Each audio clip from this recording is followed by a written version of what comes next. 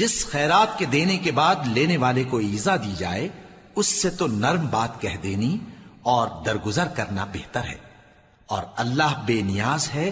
بردبار ہے۔ مومنوں، اپنے صدقات و خیرات احسان رکھنے اور ایذا دینے سے اس شخص کی طرح برباد نہ کر دینا جو لوگوں کو دکھاوے کے لیے مال خرچ کرتا ہے اور اللہ اور روز آخر پر ایمان نہیں رکھتا، تو اس کے مال کی مثال اس چٹان کی سی ہے جس پر تھوڑی سی مٹی پڑی ہو اور اس پر زور کا مے برس کر اسے صاف کر ڈالے۔ اسی طرح یہ ریاکار لوگ اپنے اعمال کا کچھ بھی صلہ حاصل نہیں کر سکیں گے، اور اللہ ایسے ناشکروں کو ہدایت نہیں دیا کرتا۔ اور جو لوگ اللہ کی خوشنودی حاصل کرنے کے لیے اور خلوص نیت سے اپنا مال خرچ کرتے ہیں، ان کی مثال ایک باغ کی سی ہے جو اونچی جگہ پر واقع ہو، جب اس پر زور کا مے پڑے تو دگنا پھل لائے، پھر اگر مے نہ بھی پڑے تو خیر پھوار ہی صحیح،